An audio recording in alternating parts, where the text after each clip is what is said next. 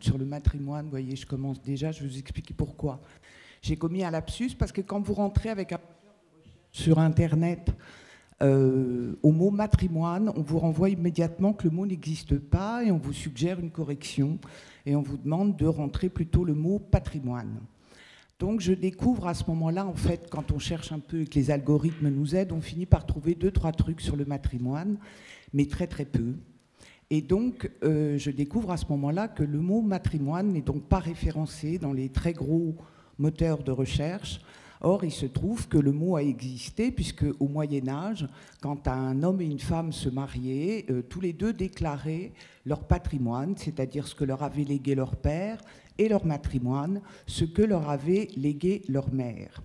Et puis, grand saut dans le temps, aujourd'hui, il nous reste les journées du patrimoine, et le régime matrimonial ou les agences matrimoniales, c'est-à-dire au fond ne reste du matrimoine que l'adjectif qui est directement lié au mariage. Pendant ce temps-là, le patrimoine prospère puisque de biens du père, il s'est élargi à biens matériels et immatériels de la nation tout entière. Alors c'est vrai qu'on nous explique qu'en fait, il y a une espèce de fatalité qui atteint les femmes depuis la préhistoire, que les femmes seraient plus petites et plus chétives que les hommes, moyennant quoi elles seraient un peu réduites depuis la préhistoire à se concentrer sur la cueillette et la maternité, pendant que l'homme grand, fort, valeureux, puissant, lui part à la conquête des territoires, défend bec et ongle ce qui l'entoure, peint les grottes, taille le silex et subvient aux besoins de sa petite famille. Il a fallu qu'on attende une anthropologue dont vous avez sans doute entendu parler, qui s'appelle Françoise Héritier, pour qu'on comprenne que les choses étaient un petit peu plus complexes que ça. Si j'insiste sur la préhistoire, c'est parce que c'est quand même le fondement de tous nos archétypes. Quand Françoise Héritier a commencé à s'intéresser au sujet, elle est d'abord arrivée dans un monde 100% masculin. La science préhistorique existe depuis le 19e siècle et il n'y avait que des hommes qui s'occupaient de préhistoire. Et elle a découvert assez vite, au fond, que sur ce qu'il voyait, de ce qu'il restait de la préhistoire, il projetait toute l'idéologie en cours à l'époque, et qu'en fait, il n'y avait aucune vérité vraiment fondée, appuyée, sur ce qui se disait de la préhistoire. Elle a travaillé très longtemps, elle nous a quittés il y a quelques années, il y a 3 ou 4 ans, je crois, pour arriver à la conclusion que rien ne disait qu'il n'y avait jamais eu, depuis la préhistoire, une infériorité supposée de la condition des femmes. Depuis, beaucoup de préhistoriennes se sont penchées sur la question, notamment une préhistorienne qui s'appelle Marilène Patou-Matisse, qui s'est interrogée sur la femme préhistorique et qui a découvert que non seulement la femme n'était pas petite et chétive, mais beaucoup plus costaud qu'on ne le croyait. Il faut dire aussi que la technique s'est améliorée, donc l'ADN donne aujourd'hui d'autres preuves que ce qu'on savait sans doute à l'époque, au 19e en tout cas, et qu'elle taillait le silex et qu'on avait découvert à Lascaux des empreintes de femmes qui fait qu'on se demande même si au fond, c'est pas une femme qui aurait pu peindre la grotte de Lascaux. Et puis, j'écoutais une émission, il n'y a pas très longtemps, d'autres préhistoriens encore plus jeunes, qui nous disent aujourd'hui que la femme préhistorique serait grande, costaud, noire de peau et aux yeux bleus. Voilà, c'est pour vous dire que quand le chemin qu'on fait... Alors, j'insiste un peu donc sur la préhistoire, c'est parce qu'effectivement, j'ai l'impression que c'est au fondement de malentendu qu'on a... J'ai l'impression que le micro fait des hauts et des bas, non?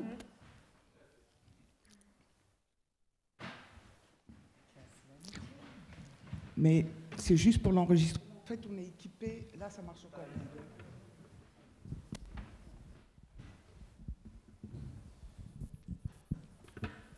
Allô? Ouais. Vous m'entendez là?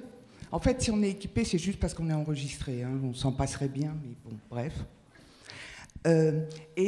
Au vu de toutes ces évolutions de la préhistoire, je ne peux pas m'empêcher de mettre ça en face d'une donnée que j'aime bien partager. C'est qu'en fait, le clitoris n'a été présent dans les manuels scolaires qu'à partir de 2017. c'était quand même voilà, assez intéressant. Donc je trouve que quand on met les deux en face, effectivement, ça nous fait relire un peu l'histoire un peu différemment. Alors évidemment, on découvre aussi tous les jours qu'il y a eu des femmes, des intellectuels, des scientifiques, des artistes qui ont peuplé les académies et les champs divers dits intellectuels. Mais elles ont été totalement invisibilisées au point que, en science, on appelle ça l'effet Matilda. Et l'effet Matilda, c'est qu'à chaque fois qu'il y a une recherche qui est menée par une femme, elle est systématiquement minorée. Donc elle a aujourd'hui un nom, c'est l'effet Matilda. Je vous donne ça pour votre gouverne personnelle. Alors cette invisibilité, évidemment, elle est très injuste, mais il me semble qu'elle est plus qu'injuste, elle est assez grave parce que j'ai l'impression que pour se construire, on a besoin de modèles, de référents, d'identification, et que c'est là qu'on puise nos légitimités et nos possibilités de pouvoir enfin s'emparer des questions, des thèmes qui nous intéressent, voire des métiers qui nous font envie, et que peut-être dans ce matrimoine, si on pouvait enfin l'exhumer, et on va tenter de voir un peu ce qui en empêche, peut-être que si ce matrimoine existait, on se sentirait, nous, plus fortes, nous les filles. Et en ce sens, je suis convaincue que ce genre de rencontre est essentiel. Alors j'ai assez parlé, je vais donner la parole à mes voisines. Marlène, à côté de moi, Marlène Coulon-Gully, qui est chercheuse en communication politique, enseignante en sciences de l'information à Toulouse 2. Ses recherches portent sur les représentations des genres dans les médias et elle a aussi été pendant 4 ans au Haut Conseil pour l'égalité, donc elle a mis les mains dans le cambouis. Je pense même que j'ai fait 2 mandats, donc j'ai dû y passer 6 ou 8 ans. Elle y a passé beaucoup de temps, elle nous en parlera peut-être, mais en tous les cas, elle a eu un pied dans l'action et un pied dans la pensée. À ses côtés, Sylvie Chaperon qui est historienne spécialisée de l'histoire des femmes. Vos recherches portent sur le féminisme et le mouvement des femmes en France après la Seconde Guerre mondiale. Notamment, vous avez beaucoup travaillé sur Simone de Beauvoir. Et vous vous êtes orienté ensuite sur l'histoire de la sexualité et plus particulièrement l'histoire de la sexologie. On verra tout à l'heure en quoi ça consiste. Et enfin, Anne Perrin-Kélissa, qui est enseignante, docteure et chercheuse en histoire de l'art, et qui a coordonné le numéro « Les femmes et l'art » dans la revue Patrimoine, Patrimoine d'Occitanie. J'avais envie de vous demander à toutes les trois comment est-ce qu'on en vient, alors que ce ne sont pas forcément des champs que vous avez, qui vous ont prédéterminés au départ, comment est-ce qu'on en vient à s'intéresser à la question des femmes dans vos champs respectifs? Est-ce que le fait d'être femme vous a particulièrement sensibilisée? Je crois que c'est pas si vrai. Sylvie nous dit qu'elle n'était pas très féministe quand elle a commencé. Est-ce qu'il faut être féministe pour s'intéresser à ces sujets? Je trouve que c'est pas mal que vous nous disiez d'où vous parlez. Marlène? Alors d'abord, vous savez, les gens ne répondent jamais aux questions qu'on leur pose. Donc juste une petite remarque à propos de Françoise Héritier. Ça commence bien. Voilà. Juste une remarque à propos de Françoise Héritier. Une anecdote qui m'a toujours beaucoup fait rire. Bon, Françoise Héritier, grande universitaire, comme ça a été rappelé, qui a été élue au Collège de France, c'est quand même pas rien. Et à la première réunion qui a eu lieu au Collège de France, donc il devait y avoir, je sais pas, le roi Ladurie, Lévi-Strauss, bon, voilà, des personnalités éminentes. Donc une grande réunion pour savoir quel va être le programme intellectuel qui va occuper le Collège de France durant l'année à venir. Et donc la discussion s'engage à bâton rompu. Et à un moment donné, le roi Ladurie s'adresse à Françoise Héritier et lui dit « Dites donc, ma petite Françoise, vous seriez bien gentille de prendre quelques notes là sur ce qu'on est en train de raconter. » Et Françoise Héritier, avec le répondant qu'on lui connaît, lui a répondu « Chers collègues, je ne suis pas génétiquement programmée pour prendre des notes. » Voilà, ça a mis fin à la discussion. Alors, comment est-ce qu'on en est venu à réfléchir sur l'histoire des femmes? Comment est-ce que je suis venue à réfléchir sur ces histoires-là? Donc moi, j'ai commencé à travailler sur le discours politique. Donc, tous mes travaux, mes recherches ont porté sur la façon dont s'articulait le discours politique et la représentation du politique dans les médias. En gros, voilà, c'était mon sujet. Alors, c'était pas très compliqué, parce que le discours politique, évidemment, il se décline strictement au masculin. Donc voilà, j'en suis venue très simplement, notamment un petit peu avant les années 2000, quand on a commencé à travailler sur les questions de parité et à réfléchir sur la meilleure façon de pouvoir introduire un peu d'égalité dans l'univers politique. Eh bien, je suis venue à réfléchir à ces questions-là aussi. Sylvie ? Oui, alors moi, si, j'étais féministe. J'étais féministe. J'ai lu l'inverse. Mais je ne sais pas où vous avez La lu ça. presse dit n'importe quoi. Non, je sais qu'à un moment, j'étais un peu... Parce que j'ai fait des entretiens oraux avec des militantes qui étaient actives dans les années 50 et 60, et je leur posais régulièrement la question, comment êtes-vous devenue féministe ? Et elle me répondait, ça m'agaçait, c'est peut-être ça que vous avez lu, mais j'ai toujours été féministe. Et c'est énervant parce que quand on est une historienne, on essaye de comprendre la genèse de cet engagement et les étapes de cet engagement.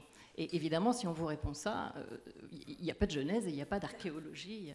Donc moi, pour faire simple, je n'étais pas militante dans le MLF, dans le mouvement de libération des femmes, mais en revanche, j'étais engagée dans toutes les associations de recherche qui portaient l'histoire des femmes, la sociologie des femmes, etc. Donc j'en suis venue à faire de l'histoire des femmes. Eh bien, je vais répondre bêtement en disant que ça m'a toujours intéressée. C'est-à-dire que, alors que j'étais à Paris 1 et qu'il n'y avait absolument aucun enseignement d'histoire des femmes, d'ailleurs il n'y en a pas tellement plus aujourd'hui, je prenais tous les exposés sur la famille, sur la démographie, sur le féminisme, sur les femmes, etc. Et naturellement, je suis allée trouver Michèle Perrault, qui était la grande historienne qui portait ces thématiques, et j'ai fait une thèse avec elle, justement pour essayer de comprendre le mouvement féministe après la Deuxième Guerre mondiale, c'est-à-dire à une époque où il a la réputation d'être inexistant, où il y a vraiment un reflux du féminisme qui va réémerger dans les années 70. Et en fait, non, il n'est pas inexistant, simplement il est beaucoup plus discret que pendant les périodes un peu d'apothéose du MLF dans les années 70 ou des suffragistes, suffragettes à la fin du 19e siècle. Voilà. Et alors moi, je vais aussi répondre de travers. Ça m'a amusé que vous parliez du clitoris, parce que j'ai fait des recherches en histoire sur le clitoris. Et en fait, le clitoris n'a jamais été inconnu. Il était d'ailleurs tout à fait, si vous regardez des traités d'anatomie du XVIe, du XVIIe, du XVIIIe siècle, il est parfaitement connu. On connaît la dernière chose qui a été connue, c'est au milieu du XIXe siècle, ce sont les bulbes du clitoris, qu'on appelait auparavant les bulbes du vagin. Mais non, c'était connu. Par contre, vous avez raison, c'était pas diffusé dans le grand public et encore moins dans les manuels scolaires, ça c'est sûr. Alors moi, je dirais que je m'y suis intéressée vraiment par goût personnel, en fait, en y arrivant par la littérature. Donc c'est vraiment une affinité élective vers des textes, vers des auteurs féminines, notamment, je pense aux lettres de Karen Blixen, des lettres d'Afrique, en fait, qui sont intéressantes aussi parce qu'elles mettent vraiment en évidence un parcours personnel, individuel, qui dénote avec d'ailleurs l'image qu'on en a donnée dans ce film. Et donc, en fait, ce qui m'intéressait, c'était aussi de voir une forme littéraire, en fait, qui est celle de l'écrit de l'intime, mais qui sait aussi faire ressurgir des éléments de société. C'est aussi tout le travail d'Annie Ernaux, justement, de savoir, en fait, par un certain biais, par une certaine parole plus qu'un certain discours, faire résonner ce qui est du registre du privé et ce qui est du registre du social ou du culturel. Donc c'est vraiment cet intérêt qui, comme un fil rouge, j'ai envie de dire, continue d'ailleurs de m'intéresser. Et après, dans ma démarche d'historienne, ça a été un petit peu différent parce que j'ai fait mes études entre Lyon, Nanterre et l'Italie. Et c'est vrai que pour l'histoire en fait des femmes, c'était vraiment un domaine très peu exploré, en tout cas, on va dire, dans un enseignement traditionnel qui n'était pas vraiment représenté. Et c'est par le biais de sujets de recherche. Moi, j'ai travaillé pour ma thèse de doctorat sur la question du patrimoine des familles nobles en Italie. Et en fait, j'ai fouillé justement ce que vous évoquiez au départ sur cette question de l'héritage et à quel moment les femmes qui, généralement, sont exclues de l'héritage et de la filiation, à quel moment, en fait, elles peuvent prendre les rênes de la maison, de la maisonnée, du nom, et à quel moment aussi, eh bien, elles tiennent les rênes véritablement de la commande artistique, de la collection. Donc c'est par ce biais-là que j'y suis entrée, et par un autre biais qui résonne par rapport à ce que vous disiez. En fait, j'ai travaillé sur les conférences de l'Académie royale de peinture et de sculpture à Paris, et notamment sur une artiste, une portraitiste qui s'appelle Chéron, qui est assez connue, et sur un texte en fait qui lui rendait hommage. 1712, en fait, c'est un des premiers hommages faits à un artiste français en France, et il est dit dans cet hommage que dans la mesure où la tradition n'était pas encore établie de faire des hommages à des artistes, à des peintres, on n'allait quand même pas commencer par le faire à une femme. Et en fait, ça m'avait un petit peu interpellée, justement. Et donc, j'avais un petit peu fouillé ce texte pour essayer de comprendre aussi comment ce texte avait été mis sous silence sur des questions de rivalité, et notamment de rivalité avec d'autres peintres de la même génération. Donc, c'est par, j'ai envie de dire, ce fil rouge de la littérature, et puis aussi par des axes de recherche en tant qu'historienne de l'art que je m'y suis intéressée. J'ai essayé de donner une définition du matrimoine en préambule, sans en désespérer, en liant son absence au fait que les femmes étaient particulièrement invisibilisées dans toutes les sphères. Est-ce que vous partagez ça? Est-ce que ce matrimoine derrière lequel on court, puisqu'au fond c'est la demande d'explorer ces questions du matrimoine, on ne demanderait pas, on ne poserait pas la question de le patrimoine du futur, il semble très évident dans nos... Est-ce que vous pensez qu'effectivement ce matrimoine, au fond, qui est fragile, qu'on cerne mal, il est dû au fait qu'on a beaucoup invisibilisé les femmes? Oui, bien sûr. Bien sûr. Alors, si je me réfère au domaine qui est le mien, qui est le domaine politique, il est évident qu'au XXe siècle, on a eu le sentiment qu'il n'y avait aucune femme présente dans le domaine politique. Bon, évidemment, le droit de vote est arrivé très tard en France, comme vous le savez. Et on a aussi, je pense, occulté toute l'activité des femmes en politique, que ce soit durant la Révolution, pour prendre une période quand même de bascule tout à fait fondamentale pour notre modernité. Les révolutionnaires, les femmes ont été extraordinairement actives durant la Révolution, et l'histoire n'en a pas gardé un souvenir mémorable. Donc voilà, ce processus d'invisibilisation, il a été permanent, et il tient sans doute aussi au fait que les femmes ont été actives dans toutes les sphères en fait de la vie publique, mais n'ont pas revendiqué, je crois, leur inscription dans la mémoire. Alors, sans doute ne les a-t-on pas aidées à revendiquer cette inscription, mais je pense aussi que spontanément, elles étaient davantage dans le faire que dans le faire savoir, d'une certaine façon. Et on prend souvent... Avec les femmes à la CGT, par exemple. Pardon ? Les femmes à la CGT, au fond, qui ont eu un rôle certain, effectivement, ne tenaient pas tellement à être devant, et au fond, elles se sont invisibilisées d'une certaine façon d'elles-mêmes. Et bon, on parle aussi de la résistance, où on sait que les femmes ont été extrêmement actives, et puis bon, après la guerre, elles sont revenues à leurs travaux, à leurs jours, à leurs heures et à leurs jours, et elles n'ont pas demandé des médailles à être mises sur le devant de la scène, donc ce qui a participé aussi à l'invisibilisation des femmes durant ce mouvement de résistance. Donc oui, bien sûr. Sylvie, je suis frappée parce qu'une des dernières polémiques qui a touché l'université, l'islamo-gauchisme supposé qui aurait dû générer Manu Militari, une enquête du CNRS qui n'a pas eu lieu, on a vu que, en fait, toucher à la question des genres, puisqu'en fait on a mis dans cette grande sphère-là, notamment les études de genre, restait quelque chose qui était extrêmement brûlant. Vous qui avez beaucoup travaillé sur l'histoire des femmes, le sujet a toujours été brûlant au point qu'il faille mieux le mettre sous le tapis que de s'en emparer. Il y a effectivement, pour les études de genre, pour l'histoire des femmes et pour toutes les disciplines, il y a un manque de légitimité qui perdure, non pas parmi les protagonistes, parce que nous, on est bien sûr que ce qu'on fait, c'est de la science et que ça vaut le coup d'être enseigné, non pas par les universitaires, parce que les universitaires sont quand même de plus en plus conscients que l'histoire telle qu'on la pratiquait jusque dans les années 60-70 était bancale, hein, ne s'intéressait qu'à un genre et pas aux deux, et qu'il y avait effectivement un processus d'invisibilisation. Mais disons par les instances académiques les plus prestigieuses. J'attends de voir qui va aller au Collège de France. Alors bien sûr, il y a eu Françoise Héritier, mais qui va aller au Collège de France, qui porte vraiment ses études de genre. Parce que Françoise Héritier est quand même une spécialiste de la parenté, et par définition, dans la parenté, il y a des hommes et des femmes. Hein, on peut pas, mais elle n'était pas spécialement engagée quand même dans tout ce combat pour une féminisation des sciences. Donc je dirais que les plus hautes instances regardent toujours d'un air un peu critique les études de genre.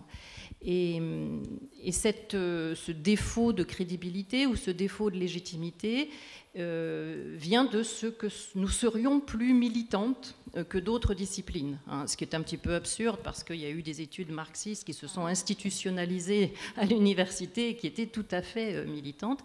Et puis quand on ne se dit pas militant puis qu'on s'intéresse à la noblesse et à la monarchie, je pense qu'il y a quand même des petites affinités qui existent aussi. C'est-à-dire que ce procès en militantisme qu'on nous fait est aussi l'aveu d'une certaine ignorance de comment se fait la science. On fait la science parce qu'on a des affinités, hein, on ne s'intéresse pas à n'importe quel objet. Et donc les affinités qu'on peut développer par rapport à notre objet de recherche, il a toujours quelque chose à voir avec notre trajectoire, avec nos convictions, avec ceci, avec cela. Voilà. Et puis alors Blanquer, bon, il est spécial hein, quand même. Hein. Blanquer et Vidal, c'est quand même pas le progressisme. Mais ils sont prêts à tomber dans des travers qui sont assez consternants quand même. Hein.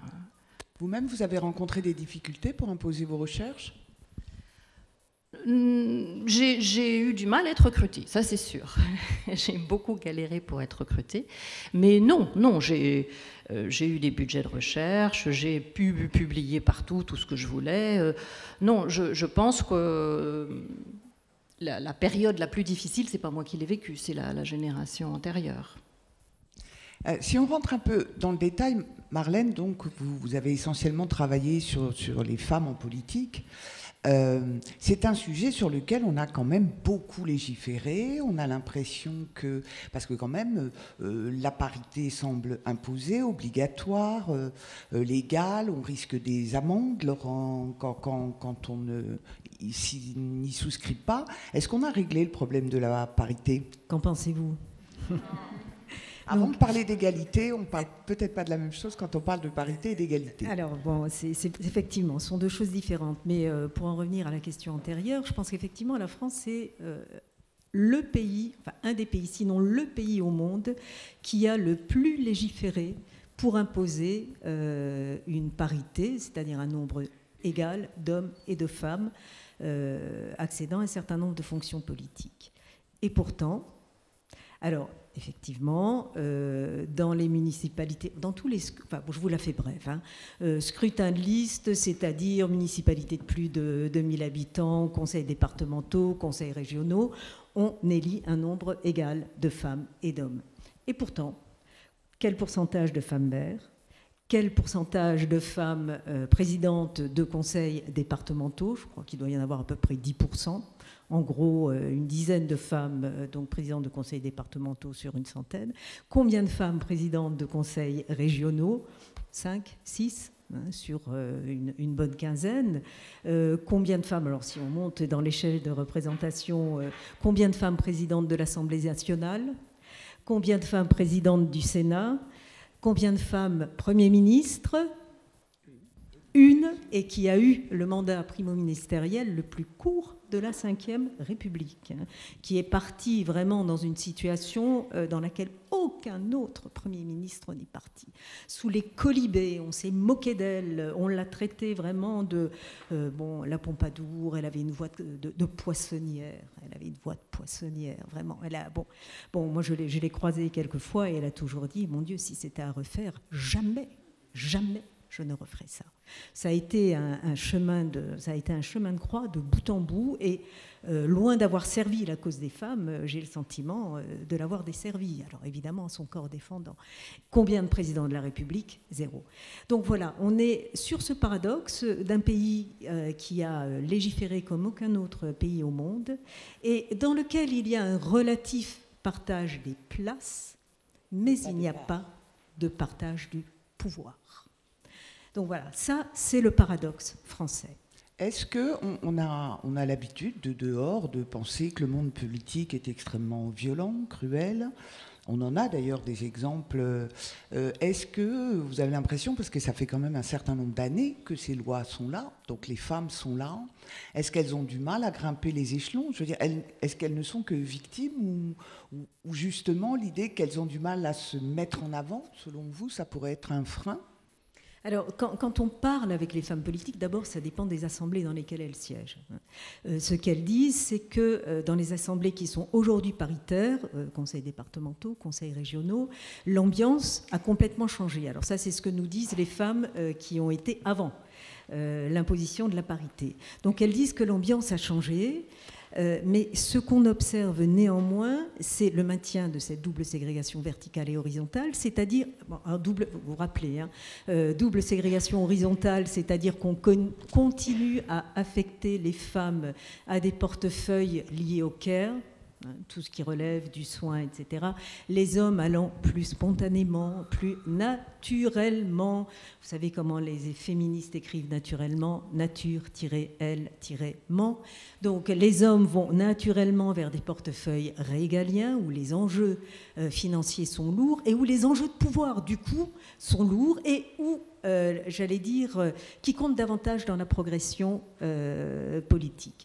Donc voilà, on a une ségrégation horizontale qui se traduit aussi par cette ségrégation verticale qui fait que plus on a des portefeuilles régaliens où les enjeux d'argent sont lourds, plus on monte facilement dans l'échelle hiérarchique au niveau politique. Et ce qu'elles racontent toutes, et ça c'est assez extraordinaire, c'est le rôle des troisième mi-temps. Elles disent, voilà, on discute en assemblée, on a l'impression de se mettre d'accord sur un certain nombre de choses, et on revient le lendemain, et on se rend compte que c'est autre chose qui est sorti du chapeau. Et voilà, donc après les discussions qu'il a pu y avoir dans des groupes politiques, chacun rentre chez soi, ou plutôt les femmes rentrent chez elles, parce qu'elles ont souvent pas mal de choses à faire, les hommes vont prendre un verre au café, etc., et détricote ce qui a été pensé en commun. Donc il y a cette espèce de pesanteur des habitudes qui font que elles arrivent le lendemain et les choses ont été pensées différemment. Et ça perdure, c'est ce que nous disent un certain nombre d'entre elles, et c'est très très difficile à modifier. Donc voilà, il y a effectivement des avancées et on pourra parler peut-être de matrimonialisation au niveau politique. Donc il y a des avancées, mais il y a ce que j'appelle un inconscient structurellement sexiste qui continue de travailler les individus et les institutions. On parlera des avancées juste après. Anne, je vois que vous hochez la tête. Est-ce que dans l'art, on est dans la même situation? C'est-à-dire qu'est-ce qu'on peut estimer qu'aujourd'hui les femmes, au fond, pourraient être paritaires? On sait qu'il y a beaucoup de filles dans les écoles d'art, elles sont même majoritaires globalement. Est-ce qu'on pourrait considérer qu'au fond, elles ont un petit peu de mal à prendre leur place, ou est-ce qu'il y a autre chose qui font qu'elles sont moins vues que les hommes quand même? Je vais répondre, mais c'est vrai que je reviens sur ce que tu disais, et c'est vrai que ce qui me frappe aussi, c'est cette question d'une d'une modestie vraiment intégrée. Je reviens à Françoise Héritier parce que c'est vrai qu'à chaque fois, ça m'interpelle dans ses propres écrits. Je pense à La pensée en mouvement ou dans les commentaires qui sont faits sur son parcours. Souvent, quand même, on met en avant dans sa biographie le fait qu'elle est élève de Lévi-Strauss et que finalement, sa place, elle la doit à... Et c'est vrai que ça m'interpelle toujours parce que c'est la même chose pour les hommes, mais le fait qu'on insiste de cette façon-là sur cette légitimité, enfin, sur cette filiation, c'est vraiment quelque chose qui fait partie de ces schémas, en fait, qui sont d'une génération sur l'autre repris. Alors, pour ce qui est du domaine artistique, comme ça, vraiment pour tramer de grandes lignes, c'est sûr qu'il y a eu des avancées énormes. Et si je repars en fait aux périodes plus anciennes, bien évidemment, on était dans un schéma d'exclusion, et notamment pour cette même raison, à savoir que les femmes artistes étaient exclues de la sphère et publique et officielle et institutionnelle, notamment justement pour l'intégration à l'académie ou aux beaux-arts. Ça s'est fait extrêmement tardivement, fin du 19e siècle, les femmes peuvent être présentes, notamment sur certains types de cours qui sont donc les cours de pose de modèles nus. Et ça, si vous voulez, c'est vraiment un levier extrêmement important, puisque auparavant, elles en étaient exclues, ce qui voulait dire qu'elles n'avaient pas la maîtrise en fait de la représentation de l'anatomie, et de ce fait, elles n'avaient pas accès au genre qui était considéré comme le plus haut, en fait, comme le plus noble, qui était la peinture d'histoire. Donc forcément, j'ai envie de dire, elles ont été tributaires, elles ont été reléguées à un type de production qui était une production de nature morte, de fleurs, de broderie, toute une catégorie qui était vraiment désignée comme des petits genres, un petit art, et aussi par ce jeu de taille qui me semble important, et c'est souvent parmi les artistes contemporaines où là justement, bien évidemment, à partir du début 20e, il y a eu d'énormes avancées, et aujourd'hui, comme vous le disiez, dans les écoles des beaux-arts, il y a les femmes sont extrêmement nombreuses, elles sont plus reconnues, elles sont plus exposées, c'est fort heureux. Et c'est vrai que parmi les maintes artistes, il y en a une très connue, Louise Bourgeois, que je trouve intéressante aussi justement sur cette question de la taille qu'elle donne à ses œuvres, parce que ça peut paraître comme ça un petit peu trop symbolique, mais c'est important de s'imposer aussi sur l'espace public et dans l'espace muséal. Donc sur ces questions en fait d'occuper un certain terrain, et je crois aussi de l'occuper spatialement, de l'occuper politiquement, publiquement, ça va au-delà du symbole, en fait, ça oblige à se déplacer différemment, et donc ça oblige autour à avoir un comportement un petit peu différent. Je me souviens d'Orlan, dans un débat, qui disait qu'elle, quand on lui commandait une œuvre, c'était toujours une toute petite œuvre. Oui. Et que les hommes, on leur commandait des trucs mouse costauds, et qu'elle n'arrivait pas à imposer, alors qu'elle a fait des grandes œuvres aussi. Voilà. C'était pour mettre un peu d'eau au moulin. Oui, tout à fait. Et Sylvie, je me disais, si on s'intéresse à cette matrimonialisation, travailler sur l'histoire des femmes, donc essayer de constituer au fond, bon gré mal gré, un matrimoine, est-ce que c'est compliqué? C'est-à-dire, qu'est-ce qu'on a comme type d'archives, par exemple, pour travailler sur le féminisme? Je prends ça par hasard, mais dans l'art, on est sans doute un peu confronté à la même problématique. Dans la mesure où elles n'étaient pas dans les académies, où sont-elles, ces histoires de femmes? Alors non, c'est vrai que la difficulté essentielle pour faire l'histoire des femmes, c'est les sources. Alors pas pour la période contemporaine. Moi, j'ai travaillé sur une période contemporaine et on a plutôt pléthore de sources que pas assez. Mais pour les périodes anciennes, où les femmes, effectivement, sont moins alphabétisées, écrivent moins, produisent moins, et surtout, elles ne sont pas à une place où leurs productions sont archivées ou vont être gardées. Donc, effectivement, la question des sources c'est quelque chose qui pose problème en histoire des femmes, et c'est ce qui fait que l'histoire des femmes est difficile. Mais là encore, bon, moi, ça ne m'a pas concernée, surtout pour le féminisme, parce que les associations féministes, les périodiques féministes, les AG, les comptes rendus d'AG féministes, alors là, on en a à l'appel, on n'a aucun souci pour retrouver des sources sur le féminisme. Je dirais même que ça a été facile, l'histoire du féminisme, grâce à ça, entre autres. Mais ce qui pose problème aussi, c'est pas tant les traces que nous laissent les femmes du passé, parce qu'on en a beaucoup, et toute l'histoire des femmes est nourrie de rendre visibles ces femmes qui avaient été oubliées. C'est que devient notre production ensuite, hein, parce que si on regarde encore, par exemple, retournons dans le secondaire, vous parliez des manuels du secondaire, retournons dans le secondaire, qu'est-ce qu'on apprend aux collégiens et aux lycéens en ce moment? Pas l'histoire des femmes. L'histoire des femmes, elle existe depuis maintenant 40-50 ans, elle a produit énormément d'ouvrages, elle a produit énormément d'encyclopédies, elle a produit énormément de savoirs, et ça ne rentre pas dans les manuels. Ça n'infuse pas. Et on peut continuer à un très grand historien du Collège de France à faire une histoire complètement ignorante de l'histoire des femmes. Et ça ne pose aucun problème, hein, à personne d'ailleurs. Donc c'est là, c'est la volonté politique. Alors aujourd'hui, dans les municipalités, y compris à Toulouse d'ailleurs, hein, il y a un effort qui est fait pour donner des noms de femmes à des voies nouvelles qu'on crée, pour donner des noms de bâtiments, pour donner...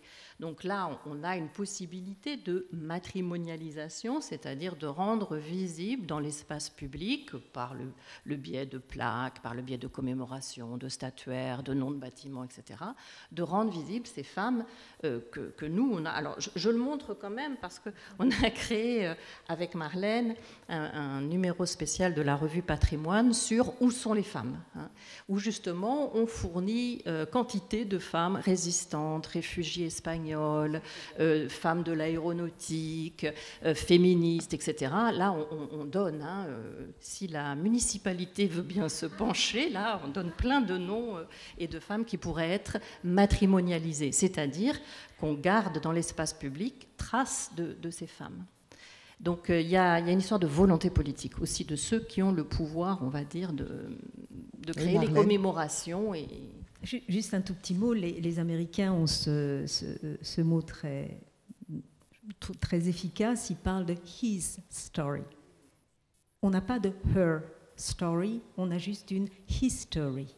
Hein, donc l'histoire, c'est fatalement l'histoire des hommes. Et à nous, vraiment, de faire comprendre, effectivement, que cette history, elle est nourrie par une her story, et de poser ces cailloux blancs qui sont nécessaires pour avoir une vision, non pas féminine ou féminisée, mais une vision plus juste des choses. Je crois que c'est ça qui est important.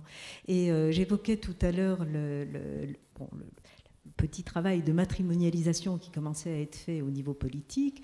Vous savez qu'en 2016 a été introduit, après des luttes absolument considérables, le buste d'Olympe de Gouges dans la salle des colonnes à l'Assemblée nationale.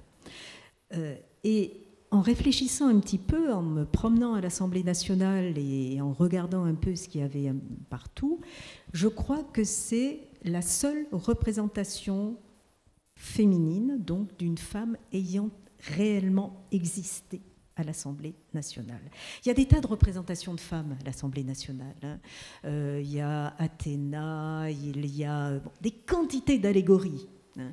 C'est exactement comme le procédé qui consiste à faire de Marianne la représentation de la République, mais qui consiste aussi à refuser aux femmes le droit d'être citoyenne au moment de la Révolution. Donc l'Assemblée nationale, quand on y entre, on est accueilli par les 4 statues masculines, et quand on poursuit son chemin dans l'Assemblée nationale, tous les tableaux, toutes les statues sont des statues et des tableaux qui représentent des hommes, sauf ces allégories et ce buste d'Olympe de Gouges. C'est quand même extraordinaire. Hein. En même temps donc qu'a été installé ce buste d'Olympe de Gouges, on a posé 3 plaques sur les fauteuils de l'Assemblée nationale pour commémorer 3 des premières femmes qui ont été élues députées après la Seconde Guerre mondiale, donc quand les femmes ont eu le droit non seulement de voter, mais aussi d'être élues. Donc il a fallu attendre un temps considérable, et vous disiez tout à l'heure justement qu'on a quand même un peu besoin de modèles. Gina Davis, l'actrice américaine bien connue, disait « If she can see it, she can be it ». Mais à force de ne pas voir des femmes dans l'action politique, représentées dans l'action politique, fatalement, on se dit que le job n'est pas fait pour nous. Donc voilà, c'est très important. On peut dire la même chose en art, parce qu'au fond, on entend cette idée que les femmes doivent se saisir d'une certaine façon de ce qu'elles ont et de poser ces petits cailloux. C'est compliqué quand on est dans un monde de l'art avec des programmateurs, avec des gens, au fond, qui, eux, ont le pouvoir de décision. Est-ce que vous partagez cette idée qu'en fait, les femmes pourraient prendre plus de place? Je dis ça parce que le temps passe à une allure sidérante. Non, oui, par rapport à ces questions de représentation, c'est vrai que ce qui est tout à fait marquant, et tout le monde l'a dans l'œil, j'ai envie de dire, c'est que l'histoire de l'art est habitée justement par des représentations, des images de femmes, souvent nues, belles, dont on exalte en fait soit la sensualité, soit la maternité, enfin en tout cas sur lesquelles on projette toute une série de valeurs en fait qui sont et qui sont également absorbées, enfin qui vont satisfaire un regard, on pourrait dire un public masculin, mais qui vont être aussi intégrées par les femmes elles-mêmes. Donc toutes ces images, toutes ces représentations d'une certaine féminité, là encore, qui bien évidemment, je pense à Cindy Sherman, ce qu'elle peut faire justement sur la question de la représentation du corps, où elle joue justement de cette image-là. Mais en tout cas, cette question de la représentation, elle est tout à fait déterminante en fait sur la construction des mentalités, sur la façon de s'identifier à ces images-là. Et après, juste par rapport aux lames de gouge, c'est vrai que ce que je trouve aussi, ça me fait penser en fait à une historienne de l'art du genre, Mary Sherif, qui est décédée il n'y a pas très longtemps, et j'avais trouvé très intéressant en fait ce qu'elle disait, c'est-à-dire que aux lames de gouge, elle a sa carrière, elle a sa biographie, elle est connue pour la Déclaration des droits de la femme, et ce texte dont on sait qu'il n'a pas eu une réception critique très très importante en fait immédiatement, n'en demeure pas moins un texte fondamental. Et l'approche de cette historienne de l'art, Mary Sherif, c'est de dire aussi que justement ces productions, ces textes ou ces œuvres féminines, elles peuvent aussi agir, non pas seulement au moment où les femmes vivent, mais aussi pour les générations futures. Et c'est quelque chose qui est important parce que ce patrimoine ou ce matrimoine, ce texte d'Olem de Gouges, il continue de vivre encore aujourd'hui, et en fait, il peut être aussi complètement investi. De toutes les manières possibles, pourquoi pas y réfléchir, pourquoi pas la lecture strictement qui voudrait être au plus près en fait du contexte de production semble limitée. Donc ce que je veux dire par là, c'est que je pense que c'est important ce thème qu'il puisse être investi et continuer en fait de poser des questions de génération en génération. Alors, je ne réponds pas tout à fait à la question pour la question. C'est vrai qu'en art aussi, ce qui est très marquant, c'est qu'on voit dans les carrières de conservatrices, c'est-à-dire à l'École nationale du patrimoine, il y a vraiment beaucoup de femmes, et ça recoupe aussi cette idée que les femmes s'occupent du care, du soin, en fait, du soin des œuvres. Donc, on a plus d'hommes qui sont commissaires d'exposition, qui sont sur le devant de la scène pour organiser des expositions et organiser des agencements d'expositions. Et par contre, pour ce qui est du métier même de conservateur, on a vraiment une grande présence de femmes. Et là, le Louvre va recevoir sa première présidente, qui est une femme. Donc c'est un signe fort aussi important ces derniers temps, voilà, qui recoupe l'actualité. J'ai un léger souci avec le temps. Elle dure 1h30, cette table ronde, c'est ça? J'ai deux propositions à vous faire. Soit si vous avez envie de partager vos points de vue, vous le faites maintenant. On a des micros, enfin non d'ailleurs, mais enfin moi le mien il est vissé, mais les autres peuvent se balader. Ou alors on attend après la deuxième partie de la table ronde, dans laquelle on va avoir plutôt des jeunes femmes qui vont venir témoigner de la manière dont elles vivent cette question matrimoniale. Voilà, vous me dites, est-ce que vous avez un ou deux points de vue qui se perdraient si on attendait 45 minutes en fait, pour le faire passer, ce qui est tout à fait possible? Oui, il vous faudrait un micro parce qu'on est complètement enregistré. Et moi, je ne peux pas vous filer le mien parce qu'il est vraiment cloué. Est-ce qu'on peut le passer? Ouais. Sinon, vous n'êtes pas enregistré, en fait. Oui, merci beaucoup pour cette présentation, pour cette programmation. Je souhaiterais juste du coup questionner concernant les exemples qui ont été émis sur, par exemple, la féminisation des noms des rues, des bâtiments. Est-ce que le matrimoine, du coup, ce type de matrimoine qui consiste du coup plutôt, je dirais, à féminiser le patrimoine. C'est-à-dire que la ville étant une production marchande mâle, quand il s'agit de noter des noms de femmes dans une structure qui matériellement est un hubris issu de la phallocratie, est-ce qu'on peut vraiment, dans une sorte d'exigence conceptuelle, de se dire que c'est vraiment du matrimoine, ou peut-être de façon totalement plus humble, disons qu'il s'agit de féminiser le patrimoine. S'agissant du matrimoine, moi-même j'essaie de m'historiciser. C'est pas facile, parce que quand on est dans une période moderne qui nous dit il n'y a plus d'histoire, c'est difficile. Du coup, je remercie aussi toutes les historiennes et Sylvie Chaperon qui m'a fait découvrir plein de choses.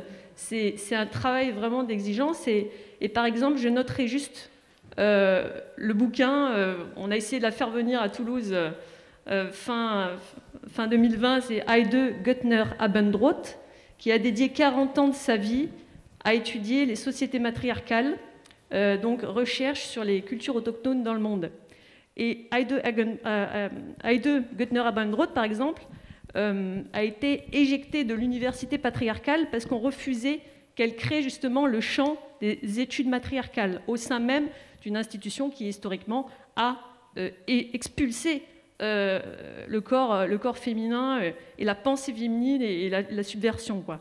Et donc, par exemple, un matrimoine, pour moi, c'est l'Académie internationale des études matriarcales qu'a créée Heide Göttner Abendroth, donc une philosophe allemande. Hein, elle fait partie de l'Europe, elle est à quelques kilomètres d'ici.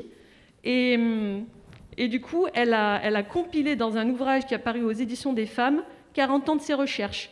Je pense qu'il y a dans ce livre peut-être plus de matrimoine que dans toutes les villes de France rassemblées, que de toute l'Europe. C'est-à-dire que, pour moi, ça c'est un matrimoine. C'est-à-dire qu'elle nous lègue quelque chose qui fait que c'est développé aussi dans des sociétés qui ont conservé, qui ne se sont pas aussi fait ravager par les lumières bourgeoises. Parce que aussi la question, c'est le matrimoine. Quelle est la perspective historique? Deuxième question. Les exemples qui sont souvent cités, c'est l'histoire moderne. Et dès lors qu'on veut aussi faire une critique, alors une critique émancipatrice de la modernité capitaliste et donc des lumières bourgeoises, on doit aussi re-questionner le matrimoine. Il faut être vigilant à cet égard. Et donc, voilà, c'était vraiment une question parce que moi aussi, au début, il y a quelques années, j'étais tout le temps émoustillée avec des noms de rues, notamment Françoise d'Aubonne, dans le quartier de Bordeaux-Rouge. Vous découvrirez donc le nom de Françoise d'Aubonne, qui, je donne pour info, pareil, pour la question de l'historicisation. J'étais la semaine dernière à l'IMEC, à l'Institut Mémoire de l'édition contemporaine, où se lance un cycle qui s'appelle les Mercredis d'Aubonne, pour faire ressurgir de l'oubli de cette mémoire, cette pensée vivante, à travers un cycle de lecture de toute son œuvre. À partir de là, il y a beaucoup de choses à faire, mais je pense qu'il va falloir être un peu plus audacieuse et peut-être même exigeante quant à l'utilisation véritablement forte de ce mot. Ça ne peut pas être de la décoration, ça ne peut pas être que de la dénomination dans une structure qui est historiquement produite par la pensée marchande mâle, comme le dirait Françoise d'Aubonne. Allez. Notre mère à tous. Je veux bien, bravo. Moi, je veux bien... Je veux bien réagir là-dessus et je suis évidemment d'accord. Je veux dire, si le matrimoine, ça doit être le symétrique du patrimoine au féminin, c'est pas la peine. Bon, là, c'est bien clair. Hein. Et moi, je pense que le matrimoine doit pouvoir proposer d'autres modèles d'identification. Et dans ces modèles d'identification, bon, il y a ceux que vous évoquez, et moi, je pense que le matrimoine doit proposer des modèles de solidarité, des modèles de collégialité bien plus importants. Alors mettre en avant des femmes d'exception, c'est bien, ça ne fait pas de mal. Hein, on parle de modèles d'identification, pourquoi pas. Mais si on en reste là, on n'aura pas accompli le potentiel révolutionnaire que j'attends du matrimoine en action. Et ça me paraît... Mais c'est justement ça, c'est ne pas rester serre finalement du négatif face auquel il se construit. C'est construire autre chose. Des modèles de solidarité, des modèles collectifs, ça me paraît extrêmement important. Et juste une anecdote, pendant des années, j'ai fait visiter Toulouse, comme tout le monde, j'imagine, à des amis non toulousains, étrangers, etc. Et on voit à quel point les femmes sont absentes de la ville.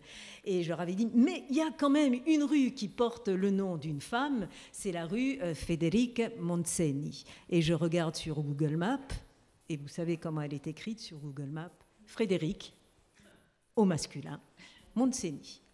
Comme notre grande féministe, les premières féministes européennes qui se trouvent déclinées au masculin, rabaissées au féminin, au masculin, d'une certaine façon. Donc, tout à fait d'accord avec vous. Donc, ça ne peut pas être serre de ce positif qui a été présenté comme le patrimoine.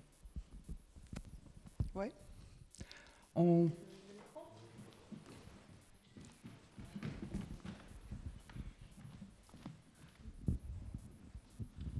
Si vous le permettez, je voudrais revenir au fondement de votre questionnement, la conférence. Une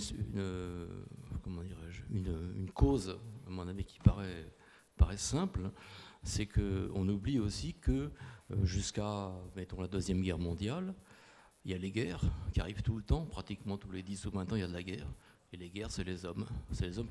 Il suffit d'aller dans tous les petits patelins, les cimetières. On ne voit pas beaucoup de noms de femmes parce que ça faisait partie aussi, je veux dire, que l'homme avait effectivement le pouvoir, mais il avait aussi le pouvoir de se faire tuer, quoi. C'était une notion moyenâgeuse, hein, mais enfin qui a perduré jusqu'à il n'y a pas si longtemps que ça. Donc c'est peut-être aussi une raison. Après, c'est une tradition qui, bon, voilà, nous, on commande, mais on se fait casser la gueule à chaque guerre et tout ça. Donc je pense que c'est ça aussi, peut-être. Hein. Je ne suis pas historien. Hein.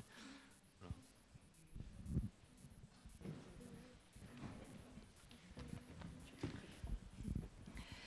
Oui, moi ça me fait penser au premier geste du mouvement de libération des femmes, d'aller sur la tombe du soldat inconnu avec une banderole qui dit il y a plus inconnu que le soldat inconnu, sa femme, hein, qui était effectivement une critique des lieux nationaux, des lieux de mémoire nationaux et de leur masculinité. Et effectivement, c'est un lieu qui commémore les morts à la guerre.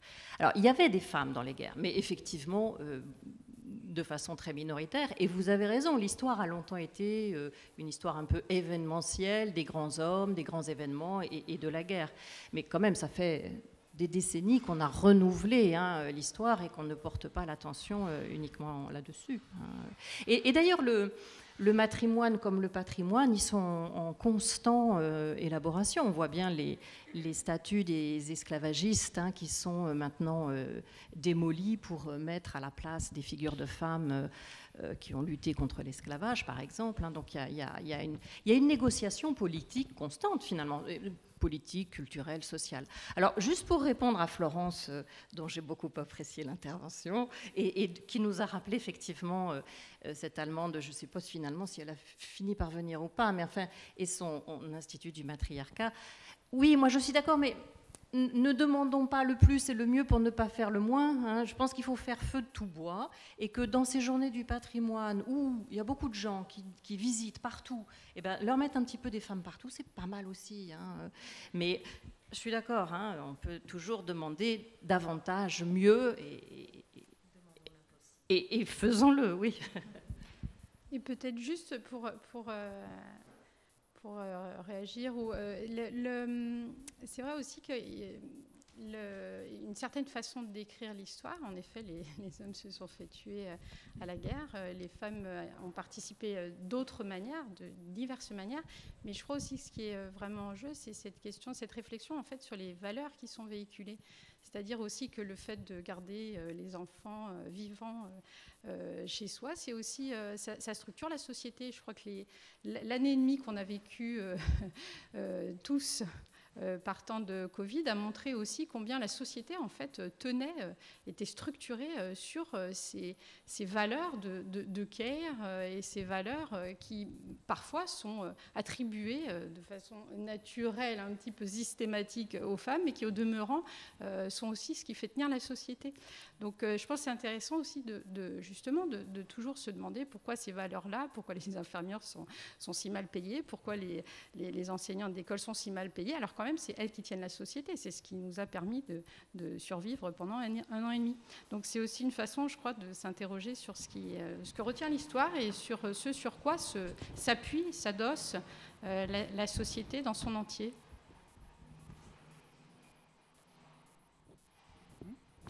On peut le passer. Je suis désolée, je suis vraiment vissée, sinon je vous aurais aidé volontiers.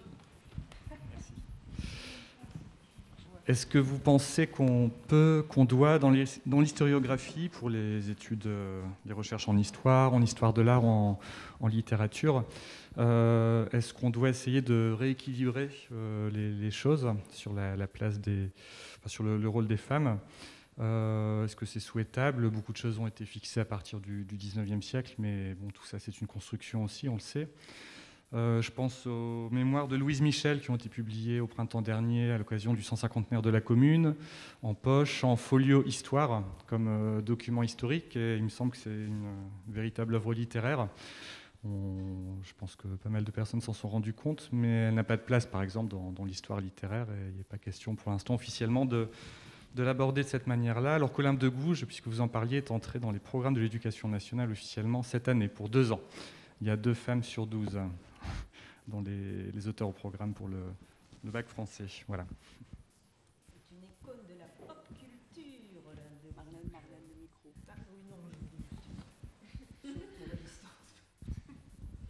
Elle s'auto-censure elle-même, elle fait des blagues, elle ne veut pas qu'elles soient enregistrées. Sylvie ? C'est comme Simone de Beauvoir, hein, qui est rentrée dans la Pléiade tout récemment, il y a 1 an ou 2, et qui n'a pas encore eu, je crois, de programme d'agrégation. Hein. Donc on en revient toujours à ces verrous, hein, qui sont très institutionnels quand même, hein, et académiques. Bon, à l'Académie française, vous savez bien que la première femme à avoir intégré l'Académie française était Marguerite Yourcenar en 1980, et qu'aujourd'hui encore, les femmes sont quand même très largement minoritaires. Donc oui, voilà, on a du mal, et au Panthéon, il y a quoi, 6 femmes sur combien de personnes au Panthéon? 40 ? 75, 40, je ne sais plus. Bon, voilà, c'est compliqué. Je crois que ce qu'il faut aussi avoir à l'esprit, c'est que les choses ne seront pas naturellement. Voilà. Rien n'a été obtenu sans combat, rien n'a été obtenu sans lutte, et tout ce qui a été obtenu, hein, depuis le droit de vote, dont on dit qu'il a été octroyé aux femmes en 1945, rien n'a jamais été octroyé aux femmes. Ça, c'est indiscutable. Hein. Tout a été arraché, tout a été le fruit de luttes. Et on sait aussi très bien qu'à partir du moment où les luttes s'arrêtent, les acquis tombent. Donc ça aussi, je pense qu'il faut vraiment être très vigilant là-dessus, notamment dans la période actuelle. Bon, tu citais je ne sais plus qui. Et je pense que les forces réactionnaires sont toujours là, sont toujours au travail. Donc je pense qu'il ne faut pas avoir de naïveté là-dessus non plus, et qu'on n'arrivera pas à avoir des femmes, disons, au programme de concours, à la Pléiade ou autre, si on n'est pas derrière à pousser sans arrêt.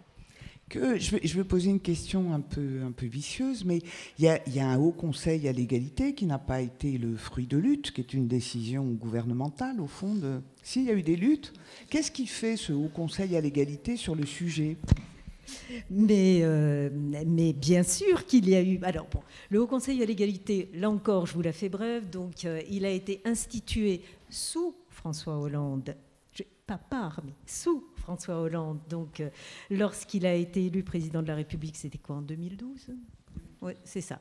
Donc en 2012, et en fait, c'est la fusion d'un certain nombre d'institutions, comme l'Observatoire de la parité, etc., qui existaient auparavant. Mais bien sûr que les féministes de tout crin, que ce soit les femmes qui étaient actives au niveau des associations féministes, que ce soit les politiques, les femmes politiques féministes, il y en a, Dieu merci. Donc elles ont milité, elles ont été extrêmement actives pour que ce Haut Conseil soit institué. Donc le Haut Conseil à l'égalité, en fait, c'est une institution qui accueille une 50aine de personnes, grosso modo, et qui a, me semble-t-il, le grand mérite de faire dialoguer dans son instance à la fois des féministes qui bossent dans les associations, donc qui sont sur le terrain, des politiques et des chercheurs pas beaucoup. On était vraiment un tout petit nombre, et je crois qu'ils ne sont pas plus nombreux aujourd'hui. Et donc, mettre ensemble ces personnes qui ont des impératifs d'égalité, de parité à l'esprit, et qui viennent d'horizons très différents, moi, ça m'a paru extraordinairement productif, stimulant. Et bon, le Haut Conseil a proposé un certain nombre de lois. La plupart d'ailleurs sont passées, dont la grande loi sur l'égalité réelle qui a dû passer en 2013-2014, qui a été portée, je crois, par Enada. Donc, pas Enada, putain. Bref, grande loi sur l'égalité réelle qui a quand même mis en place des choses extrêmement importantes dans tous les domaines. Donc oui, c'est une instance qui me paraît extrêmement intéressante et qui est active et qui produit des lois, et les lois, parfois, produisent des changements de société. Elles sont le fruit d'un changement de société, mais elles produisent aussi des changements de société. Parfois. Peut-être on va faire la deuxième partie. Donc une partie qui est consacrée au témoignage. J'appelle Laura Terroncle, Louise Turner et Aimée Rose Riche. Alors Laura, je l'ai vue, je ne connais pas du tout Louise Turner et Aimée Rose Riche, donc si elles peuvent se dénoncer d'elles-mêmes. Louise ? Et donc Aimée Rose, voilà. Désolée, je ne vous visualisais pas du tout. Alors, j'avais tenté une petite introduction impossible pour cette deuxième table ronde, qui était de tenter de faire le lien entre Raymonde Carrasco et Léa Fener, et les filles qui ont fait leur performance dans la cour m'ont évité de m'attaquer à ça, parce que c'était très très complexe. Donc merci, vous avez fait le boulot à ma place, et je vous en remercie, parce que je trouvais que c'était pas simple de relier ces deux femmes qui, à part le fait qu'elles étaient femmes et qu'elles appartenaient à des générations très très différentes, j'avais du mal à lier leurs deux cinémas. Donc on va passer peut-être directement à la partie témoignage, et ça tombe bien parce qu'on n'a pas un temps considérable. Je vous présente rapidement. Louise est étudiante à l'ISDAT en graphiste. Ancienne, juste sortie en 2019. 2019. Tout récemment. Mais pour moi, ça fait hier, quoi. Assistante de production au printemps de septembre. Entre autres, oui. Et voilà, on peut. Oui, je suis aussi, je me permets de rajouter, ouais. Je suis présidente d'une association qui s'appelle Coup de pouce et qui a pour vocation de partager et de diffuser le travail d'étudiants et d'étudiantes en école d'art à travers super. Plusieurs biais, une plateforme internet, des choses physiques, depuis 1 an. D'accord. À ses côtés, donc, Aimée Rose, qui est danseuse, ex-étudiante aussi de l'ISDAT. Oui, je suis sortie de l'ISDAT en 2014. Beaucoup plus âgée, donc. Tout à fait. Version donc dans la partie danse contemporaine. Vous êtes passé chez Merce Cunningham, à la Dance School de Merce Cunningham, si j'en crois le petit CV que j'avais. Et Trisha Brown, donc vous êtes plutôt de cette branche-là de la danse. Alors, j'ai pris beaucoup de cours avec elle. Enfin, pas avec elle, avec ses danseurs, pardon. Voilà, et vous avez collaboré avec la chorégraphe Manon Musac. Oui. Et vous nous direz ce que vous faites dans cette partie sur le matrimoine. Et Laura Terroncle, qui est donc artiste de cirque, on l'a vu tout à l'heure, qui reste encore absolument dégueulasse, et qui fait partie de la compagnie des L, qui est dirigée par Yaël Antoine, qui a aussi sa propre compagnie, la Femme Canon, qui est acrobate, spécialisée en corde, lisse. Ceux qui ont assisté l'ont vu aussi, donc j'ai pas grand-chose à dire, qui est membre du collectif féministe Les Tenaces, qui est le seul collectif, à ma connaissance, dans le monde du cirque qui se réclame d'être féministe. Je crois qu'il n'y en a pas d'autres. Et qui s'est constituée il y a quelques années, elle nous en parlera, pour tenter de lutter contre le sexisme. Je pense qu'on peut le dire directement comme ça, dans le monde du cirque, qui est un monde que par ailleurs je connais bien. Et, the last but not the least, elle est la petite fille de Raymonde Carrasco, dont on a parlé tout à l'heure et dont j'aurais bien été incapable de présenter le cinéma. Parce que par ailleurs je ne la connaissais pas, ça fait partie de ce matrimoine invisible. J'avais envie de vous demander à toutes, vous êtes là, vous avez eu envie d'être là, d'être présente pour défendre cette question du matrimoine, j'imagine. Au fond, qu'est-ce que ça représente pour vous, la constitution d'un matrimoine? Est-ce que c'est la possibilité, effectivement, d'avoir accès à des modèles, ce qu'on s'est dit un petit peu avant? Est-ce que, au fond, c'est la possibilité de revendiquer une place qu'on n'aurait pas dans l'espace public? Est-ce que les choses se font plus naturellement? Vous appartenez à une génération qui arrive. J'aimerais bien avoir votre avis là-dessus. Louise? Écoutez, moi je pense que toutes les thématiques qui ont été abordées avant, en tout cas personnellement, c'est vrai que tout ce qui est reconnaissance, que ce soit personnel en tant que femme et que ce soit aussi dans son exercice professionnel, comment on s'impose dans un exercice professionnel, comment on se sent à l'aise dans la rue, effectivement, on a vraiment besoin de modèles. Et en termes de témoignages, moi, je vais me considérer un peu en féministe débutante. C'est-à-dire que, justement, je pense être dans cette phase où je me rends compte que les modèles me manquent, que certaines attitudes me dérangent dans la rue, dans des bars, dans mon travail. Et donc, j'ai commencé à me rendre compte de ça quand j'ai lu un livre qui s'appelle Dalva, donc écrite par un homme qui parle d'une femme, et ça m'a beaucoup touchée. Et après, j'ai eu beaucoup de mal à lire des livres qui parlent d'hommes et dont les protagonistes sont des hommes, parce que j'avais découvert autre chose en me disant « Ah, voilà, il y a des modèles, il y a comment être une femme autrement, comment être une femme plus librement, sans trop de représentation carcantée, dirons-nous. » Et voilà, et à partir de ça, en ce moment, je parle beaucoup avec des femmes, des amis, et je pense que peut-être que c'est dans mon cercle également, mais je pense que les langues se délient entre les jeunes générations. Je pense qu'on en parle plus entre nous, en tout cas, déjà. Je pense qu'on s'intéresse plus aussi aux travaux de collègues femmes. Moi, je suis dans le milieu du design et de l'art, donc j'en ai beaucoup. Et j'ai envie, en tout cas, de m'intéresser à ces travaux-là et voilà, collaborer avec ces femmes. Et voilà, je pense que c'est important. Aimée?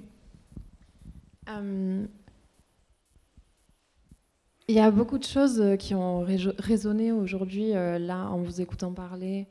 Je trouve que, en fait, la question du matrimoine, pour moi, c'est assez nouveau. On parlait tout à l'heure du history. Et, par exemple, je ne sais pas si... j'ai pas le nom de ces personnes qui ont écrit ce livre-là, qui s'appelle Her Story, où, en fait, sont recensées des histoires. Alors ça peut parler de Beyoncé, ça peut parler aussi de femmes qui avaient été violées, qui ont eu des histoires atroces, et c'était pas considéré comme un crime mais comme un délit. Voilà, en fait, moi je trouve qu'actuellement on a beaucoup de matériel qui commence à sortir, des personnes qui font un travail monumental pour remettre aussi les femmes au centre d'un discours. J'ai l'impression que c'est une lutte en ce moment qui est très active et qui a de plus en plus de place. Et je trouve que les jeunes, plus jeunes que moi, sont vraiment engagés. Ce que je trouve beau et ce que je trouve fondamental aujourd'hui. Et j'ai vraiment confiance dans le fait que la lutte, elle perdure et elle est de plus en plus forte, aussi parce qu'il y a des personnes vraiment qui se mettent le nez dedans et qui nous mettent le nez dedans. Donc ça, c'est très bien. Après, c'est vrai que nous, dans la danse contemporaine en particulier, on a beaucoup de chorégraphes femmes, on a des chorégraphes hommes.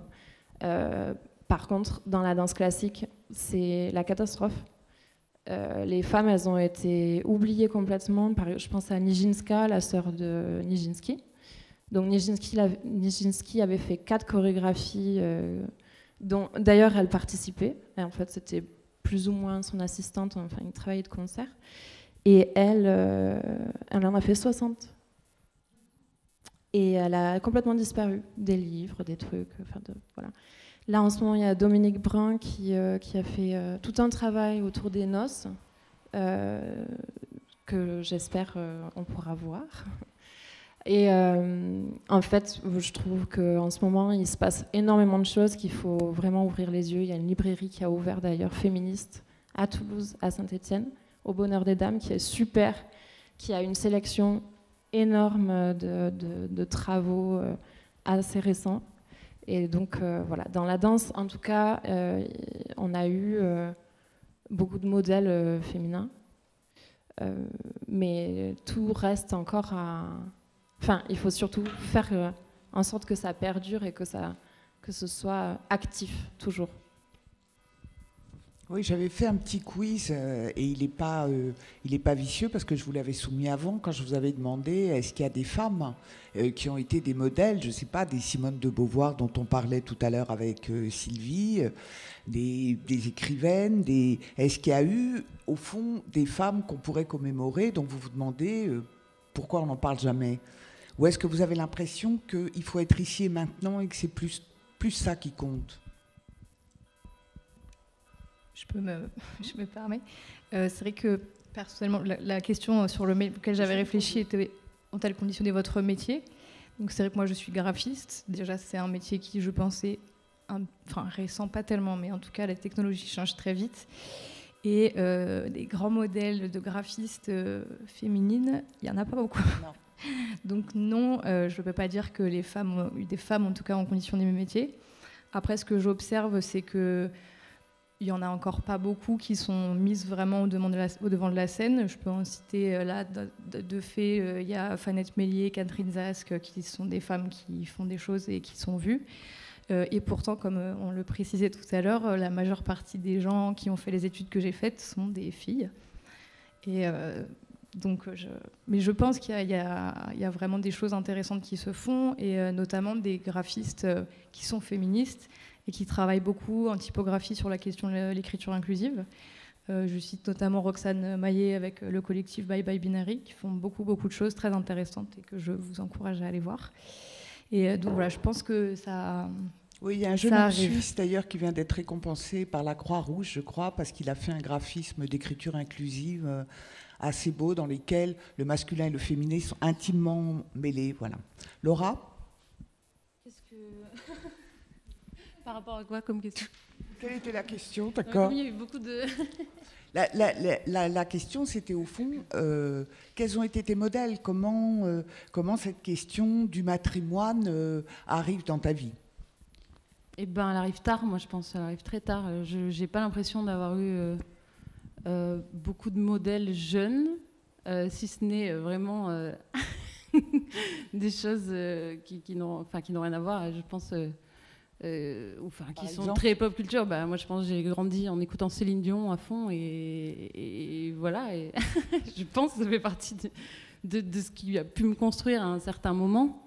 Mais moi, je me suis, je pense, peut-être intéressée au matrimoine au moment où j'ai commencé à faire la création de mon spectacle en solo, où j'ai voulu parler de la question des stéréotypes autour de la beauté féminine. Et où j'ai commencé à lire et à découvrir et à ouvrir des bouquins, à voir des photographes. Donc en fait, j'avais aucune idée, quoi. Et depuis, je trouve ça génial. J'accumule les piles de livres en retard. Je me sens hyper en retard. J'ai l'impression que je ne vais pas avoir le temps pour rattraper tout ce que je dois lire. Toutes les questions qui découlent. Quand j'ouvre un livre, au début, je me pose les questions de féminisme. Puis après, on va dans les questions de décolonialisme et après les questions de genre. Et en fait, c'est sans fin, et je ne sais pas si je vais avoir le temps, mais en tout cas, je suis hyper contente de découvrir tout ça. J'ai vu à Pompidou, il n'y a pas longtemps, une expo sur les femmes qui s'appelle Elles font l'abstraction, et qui est complètement foisonnante, où il y a tellement d'artistes dont je n'avais jamais entendu parler. Voilà. Et dans ton métier, parce que tu pratiques quand même une discipline dans un champ qui est bourré d'archétypes, on le sait depuis très longtemps, on sait que, un peu comme pour la danse d'ailleurs, on sait que les filles légères sont plutôt poussées à faire de l'aérien, qu'elles ne sont pas spécialement poussées à faire du jonglage, que le porteur est souvent un gars massif, etc. Enfin, je pourrais les enfiler comme des perles. Je sais aussi que dans les écoles de cirque, les filles sont souvent assez poussées vers une discipline quand elles font les pré-écoles supérieures. Est-ce que toi, ça t'a marqué pendant ta formation ou pas du tout? Oui, parce que moi, j'ai grandi avec les modèles. Comme le cirque, c'est assez récent finalement. J'avais peu de modèles circassiens ou circassiennes. J'ai grandi avec les spectacles de Chalon, du CNAC, du Centre National des Arts du Cirque, qui faisait des spectacles de fin d'année avec tous les étudiants sortant de promotion. Et c'est des spectacles que je suis allée voir régulièrement, et ça, je pense que c'est un peu mes modèles de cirque contemporain. Mais du coup, moi, je suis rentrée à l'école de cirque de Rosny-sous-Bois, qui est une école nationale aussi. Et dans ma tête, je voulais faire partie d'un collectif d'acrobates et faire de la bascule, vraiment. Et en fait, ça s'est pas du tout passé comme ça. Je devais tirer les profs par la manche pour qu'ils viennent me donner des cours de trampoline pour pouvoir me donner un peu des bases d'acrobatie. Et finalement, il se trouve qu'en plus, c'était une année particulière où il y avait vraiment... où les professeurs... Il y avait eu un accident avant avec un collectif. Et du coup, bizarrement, après cet accident qu'il y avait eu avec le collectif juste avant notre promotion, on a été une promo très, très féminine, ce qui était très, très rare, en fait. À Rosny, c'était une école connue pour des acrobates, avec des promos essentiellement masculines. Et là, on s'est retrouvés plein de filles, bizarrement. Et on était toutes hyper sympas et on était un peu la promo pansement. Et du coup, c'était vraiment la croix et la bannière pour tenter de faire des collectifs d'acrobatie, quoi. Et finalement, moi, je me retrouve à faire de la corde lisse. Et c'est marrant parce que la corde lisse, c'est une discipline à la base vraiment de transition, quoi, qui a été faite par les femmes pour faire joli pendant qu'on démontait à la cage au tigre, ou qui était juste pour monter au trapèze. Donc on faisait vite fait des planches, des trucs un peu impressionnants, mais quand même toujours en petit bikini. Oui, le lieu de la grâce féminine, comme on disait. Ouais. Et pourtant, quand même, une puissance notable, quoi. Moi, j'ai revu des images de femmes sur de la corde à cette époque-là, et c'est quand même impressionnant. Elles ont des gabarits hyper puissants, malgré tout, même s'ils sont stéréotypés. À défaut d'avoir eu des modèles féminins très identifiés, au fond, chacune, Laura, toi, tu avais donc cette grand-mère, Raymonde Carrasco, dont tu es la digne petite fille. Et je me dis, parfois, la transmission, ça peut être aussi une transmission très intime. Est-ce que cette femme, comme cinéaste, elle t'a apporté, elle t'a transmis, et si elle t'a transmis dans ce petit matrimoine familial quelque chose, elle t'a transmis quoi ?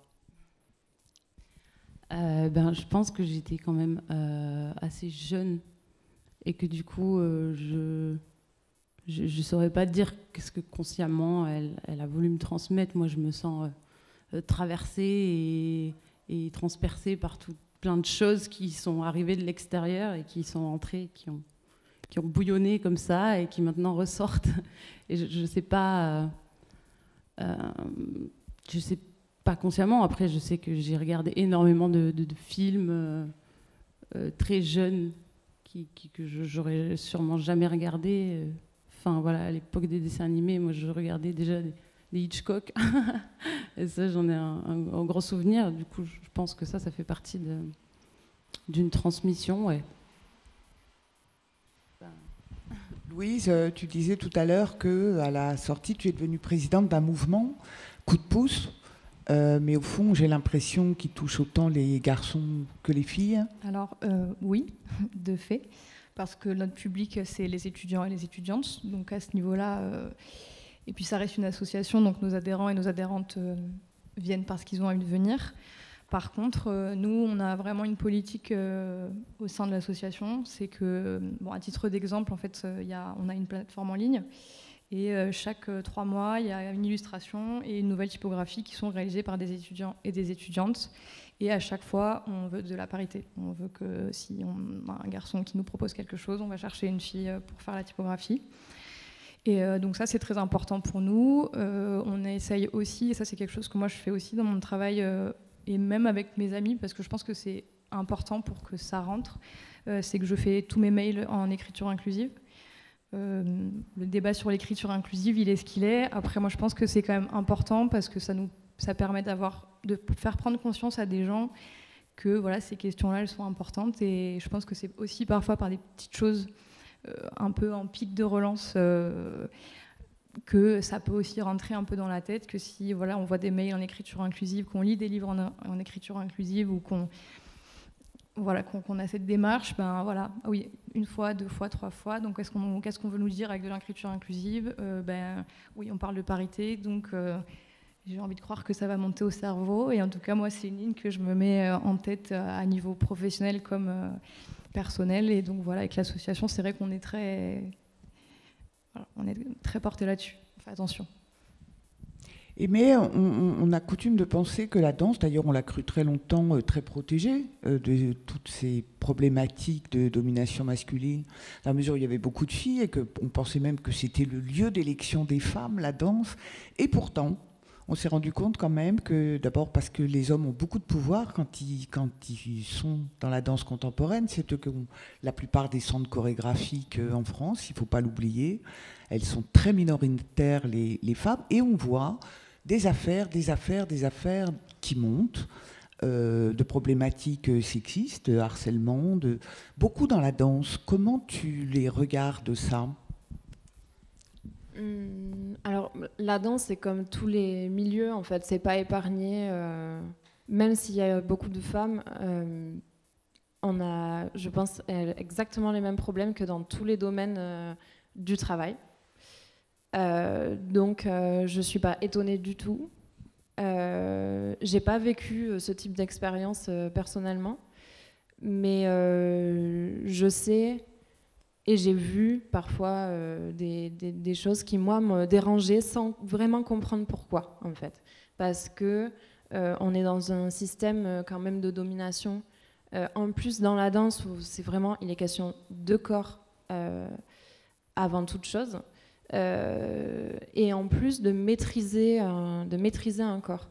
On apprend parfois à la dure, parfois plus tranquillement. Ça dépend des lieux de formation, etc. Et les filles, moi, une chose que j'ai entendue quand je suis arrivée en formation, c'est les garçons, vous allez travailler la technique, vous allez devoir maîtriser le corps, les appuis, etc. Par contre, vous, les filles, vous allez devoir travailler autre chose, parce qu'il y en a beaucoup des filles, et qui savent danser, et qui techniquement sont là, et etc. Donc vous, il va falloir travailler la personnalité. Ça, c'est très difficile à entendre, en fait, quand on voit qu'il y a 2 poids, 2 mesures. Et ensuite, oui, sur la question des chorégraphes qui ont été accusés là dernièrement, je trouve que c'est une bonne chose parce que pendant longtemps, je pense qu'on passait sous silence, comme dans le milieu du cinéma et bien d'autres encore, on passait sous silence ce système de domination qui, en fait, surtout dans la danse classique, quand même, a été en immersion. Enfin, les femmes, elles étaient en immersion totale, les garçons aussi, d'ailleurs, parce que y a un rapport de domination qui est très fort. Oui, ma question, elle visait à pousser un peu les questions d'engagement, parce qu'on est toujours un peu frappé quand on observe de voir qu'il y a très peu de mouvements de lutte féministes dans le champ de l'art. Il y a le mouvement HF qui s'est constitué et qui a formidablement irrigué tout le champ de l'art, qui est un champ égalitaire, mais je me dis, j'ai l'impression qu'il faut un cran au-dessus pour arriver à constituer un matrimoine et peut-être effectivement être un peu plus, comme disait Marlène tout à l'heure, un peu plus vindicatif, parce qu'on n'a pas grand-chose sans les luttes. Ça me permet d'arriver au Tenace, parce que c'est donc un collectif de femmes qui est né à Toulouse. Donc moi j'ai entendu parler quand Yael m'en a parlé il y a quelques années. J'ai pas eu l'impression qu'il a beaucoup grossi, ce collectif. Qu'est-ce que vous en dites, les filles ? Comment il est perçu dans le cirque et comment En vrai, si, je pense qu'il a pris de l'ampleur. Il a pris de l'ampleur. Après, le problème, c'est qu'il ne grossit pas pour l'instant parce que ça ne suit pas derrière. Non, je parle de l'extérieur. Hein, c'est juste pour... De l'extérieur. Vu de l'extérieur, on a l'impression que ça reste un petit mouvement. Donc, est-ce parce qu'il y a beaucoup de barrières ? Laissez parler Yael, parce que... Ouais. Non, je vais laisser parler Yael parce que... C'est pour savoir quelle est la conscientisation, au fond, de la lutte. Non, il a vraiment pris de l'ampleur. Effectivement, c'était pas visible. Mais aujourd'hui, en fait, il s'associe au mouvement Balance ton cirque, qui est né donc en juin dernier au Centre national des arts du cirque, qui est un mouvement qui a été porté par des étudiants et étudiantes en colère face aux problèmes de domination et de violences sexistes et sexuelles dans les arts du cirque, spécifiquement au CNAC. Donc ce mouvement a fédéré, j'ai pas préparé mon intervention, a fédéré des petits groupes dans les écoles, et aujourd'hui c'est en train de se structurer. Les TENAS, parallèlement à ça, travaillent avec le ministère auprès d'Agnès Saal et sont en train de travailler à la rédaction d'un livre blanc contre les violences sexistes et sexuelles dans les arts du cirque.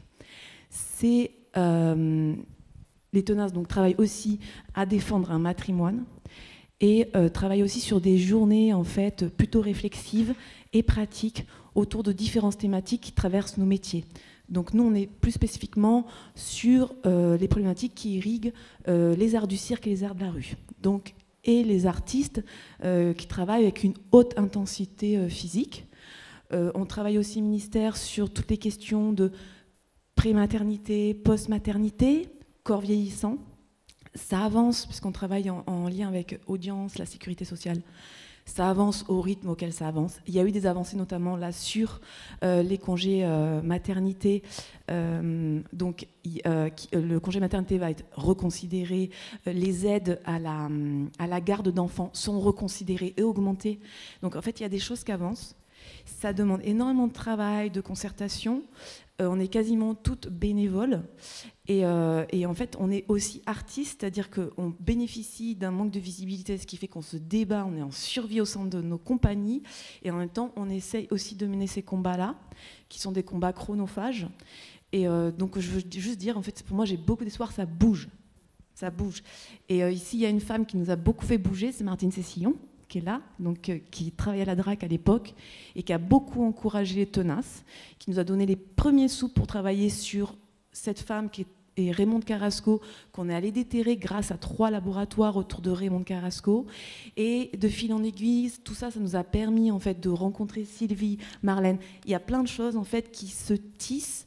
Et les tenaces, on est vraiment dans cette vision. Et il y a une de vous qui a dit ça tout à l'heure sur la précédente table ronde, de tisser des liens et de faire d'autres modèles. C'est pas seulement juste on tire, on veut de la lumière, on veut exister comme en fait ont existé les hommes et le patrimoine, mais on existe comme on est et on n'a pas envie d'exister comme ça. Ce que j'entends aussi, Yael, et c'était un peu ça que j'espérais qu'elle allait un peu sortir dans mes questions un peu provocatrices, mais c'est qu'on a l'impression, soudain on parle de violence sexiste, on s'est dit mais où il est le matrimoine dans tout ça? Et en même temps, moi ce que j'entends, c'est qu'il est très compliqué de séparer et voire même contre-productif de séparer toutes ces questions. Est-ce qu'il est essentiel de travailler pour cette constitution du patrimoine, à la fois la question de la visibilité, la question de la domination, la question de la place des femmes dans leur métier, la question, est-ce qu'il est essentiel de tout prendre? C'est un peu ce que tu dis dans ce que tu dis sur tout ce que vous faites en même temps. En tant qu'artiste femme, nous, en tant qu'artistes femmes, il y a quelque chose à laquelle on doit faire absolument face. On ne peut pas faire l'impasse sur le mot viol qui jalonne notre parcours de la petite fille à la femme. En fait, c'est ça qui nous constitue toutes. On ne peut pas faire l'impasse en tant qu'artiste. Ça fait partie de quelque chose qu'on contourne, dont on parle. Quand on parle de harcèlement, d'égalité homme-femme, de parité, on parle de quoi? On parle de viol, on parle de violence. C'est de ça dont on parle. Et en fait, encore une fois, on reste tiède, c'est-à-dire qu'on met des mots écran. On parle de ça, on parle de viol et de violence. Et je pense qu'en fait, en tant qu'artiste, c'est là-dessus qu'on se reconnaît toutes. Parce qu'en fait, je ne connais pas les chiffres vraiment exacts, mais qui d'entre nous n'a pas vécu une tentative de viol, de harcèlement, une agression sexuelle? Pas beaucoup d'entre nous, en réalité. De la même façon, en fait, quand on rentre en école, on est destiné à plaire en école d'art. En danse, effectivement, on doit avoir des longues jambes, on doit être fine, on correspond à des critères. On est le plat, l'entrée ou le dessert. Et ça, en fait, c'est quelque chose qui nous constitue. Et c'est quelque chose à ne jamais oublier. Ça veut dire que ça fait partie, au fond, du matrimoine? Oui. Oui.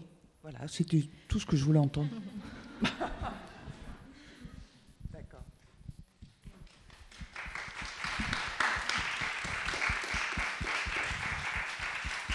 Peut-être élargir, parce que ça me paraît une question assez intéressante de se demander, au fond, comment constituer ce matrimoine qui ne soit pas calqué sur le patrimoine, c'est-à-dire, au fond, un patrimoine féminin, mais un matrimoine. Et je trouve voilà, qu'on peut peut-être élargir la conversation. Il ne nous reste pas énormément de temps, mais c'est peut-être aussi une façon de le prendre autrement que de se demander ce qui le constitue, ce matrimoine. Vas-y, Laura. Je voulais juste ajouter par rapport à cette histoire de pourquoi ça ne s'est pas fédéré plus tôt. C'est aussi, j'ai l'impression qu'on nous a tellement appris à être en compétitivité, à se comparer, que en fait, on met du temps à se rendre compte qu'on peut se fédérer. Et c'est le sens de cette phrase qu'on a collée, la sororité est un sport de combat. Pour moi, elle résonne comme ça. C'est genre, comment on déconstruit tout ce qu'on nous a dit pour vraiment se fédérer et se dire que ouais, on peut ensemble faire des choses bien plus grandes et à notre manière, quoi. C'est juste ça que je voulais ajouter. Allez-y. Oui, Marlène. Il faut que tu prennes un micro. J'ai le micro. Donc, voilà, je veux bien dire quelque chose sur le... est-ce que c'est le matrimoine du futur? J'en sais rien. Mais Anne, je ne sais pas où elle est. Voilà. Anne disait tout à l'heure à propos du texte de la Déclaration des droits de la femme et de la citoyenne de l'âme de Gouges, en fait, ce texte n'a pas eu d'écho au moment où il a été écrit. Il a fallu attendre quelques siècles pour que finalement il résonne en nous, pour qu'il infuse et pour qu'il fasse matrimoine d'une certaine façon. Alors, je voudrais d'abord exprimer un regret et ensuite peut-être un souhait. Alors, le regret, c'est quand je pense à toutes ces œuvres du patrimoine symbolique ou matériel qui ont disparu, qui ont été invisibilisées et qui n'ont pas pu justement féconder la société. Parce que même si on les redécouvre maintenant, il n'est peut-être plus temps pour elles. Parce que ce pouvoir que peut avoir une œuvre de féconder, d'inspirer, de provoquer, ça peut aussi être daté. Donc je pense toujours avec une certaine souffrance à toutes ces œuvres qui sont restées invisibles et qui n'auront plus ce pouvoir de fécondation. Donc ça, c'est la première, c'est mon regret. Et j'allais dire mon espoir, ou plutôt mon souhait à partir de là, c'est qu'il nous faut impérativement, et là c'est peut-être l'universitaire qui parle, il nous faut impérativement documenter ce que nous faisons, tout ce que nous faisons, y compris les journées du matrimoine. Je réfléchissais en venant ici, je me disais, bon, ces journées du matrimoine, attends, voyons, essayons de réfléchir, quand est-ce qu'elles ont commencé, comment elles ont commencé, à quelle date, qui les a lancées, qui les a reprises, voilà. Mais ça, il faut le dire. Il faut le dire parce que si on ne fait pas l'effort de dire CFH Île-de-France qui a lancé ça en, je ne sais plus, c'est 2015-2016. Bon. Aurore Evin qui avait...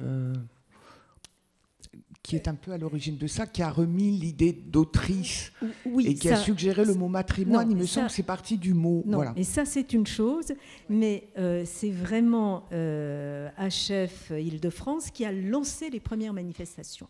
L'année suivante, c'est en région, comme on dit, que ça s'est diffusé. Alors à Toulouse, je crois que c'était Oser le féminisme. Ensuite, ce sont les tenaces qui ont pris le relais. Et voilà, je trouve très important de restituer ce que Foucault appellerait cette généalogie. Parce que si on ne fait pas cet effort, justement, d'inscrire ces traces dans notre histoire, une fois encore, on va partir dans l'invisibilisation. Et dans la non-histoire de ce que nous sommes.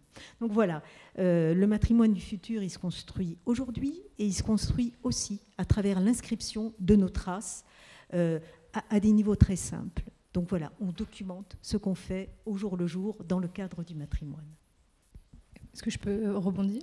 Je vais rebondir. Non, c'est un peu un tout, mais du coup, la sororité est un sport de combat, il faut de la reconnaissance. En ce moment, j'ai beaucoup de chance d'avoir des gens autour de moi qui me font découvrir beaucoup de choses très intéressantes.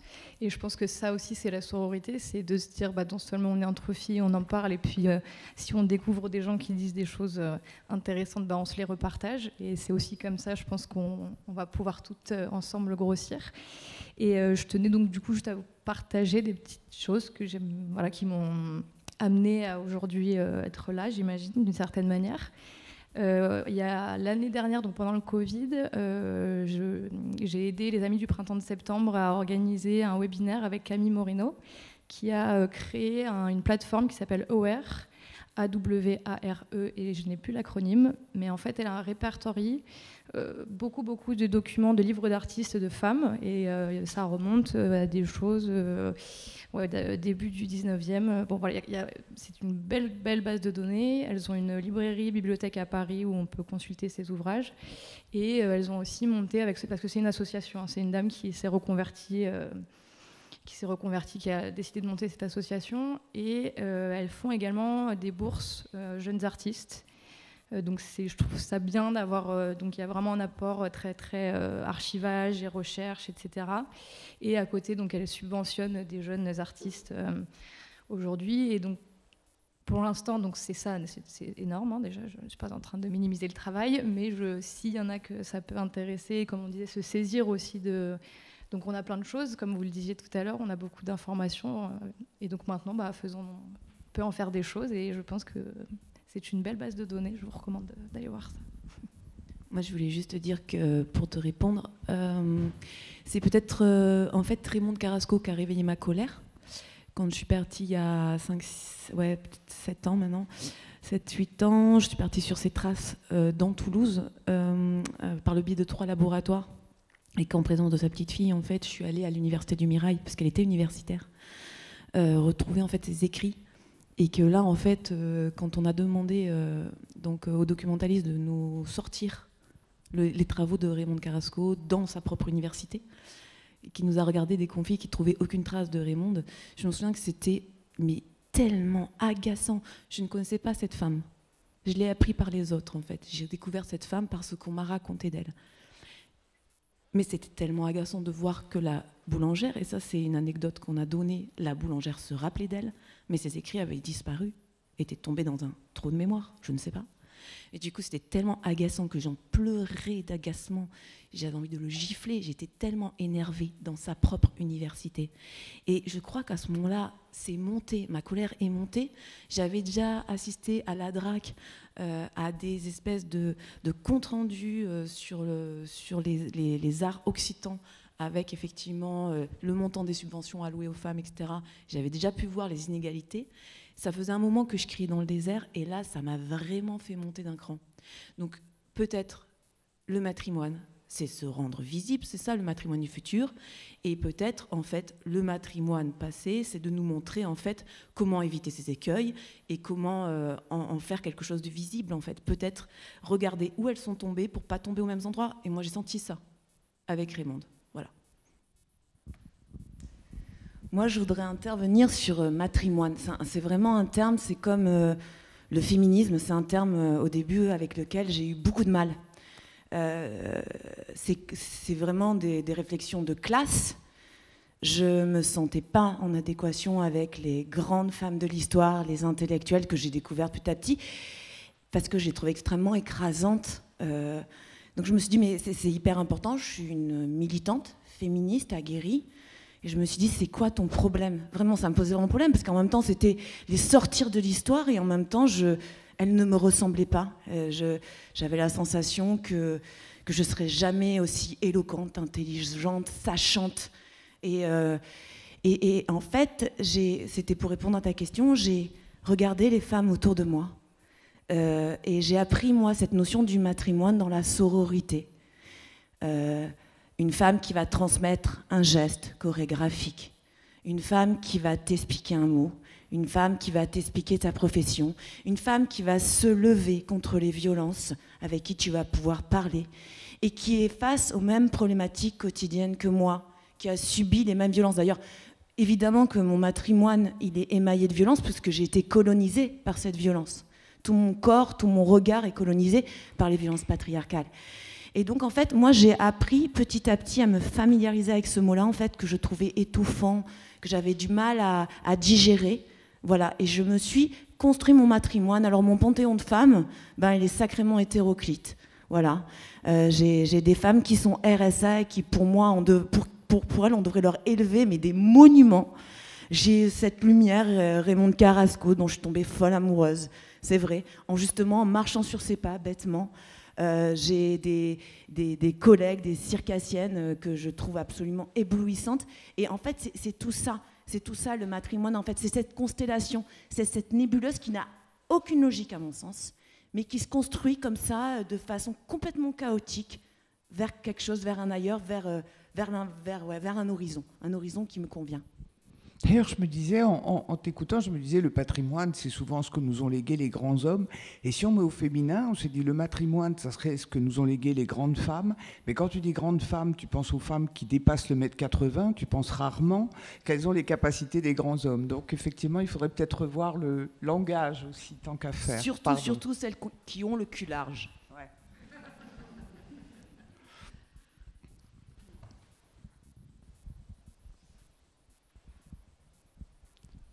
C'est bon pour vous? Ouais, ça fait plus d'1h30 qu'on est là. Ben, merci pour votre attention. On a à peine effleuré le sujet, mais c'est en général le jeu. Merci.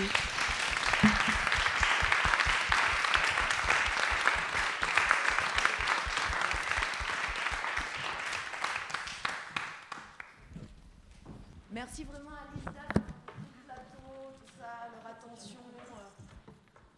Ceux qui nous ont été là pour le dernier moment. Enfin, merci.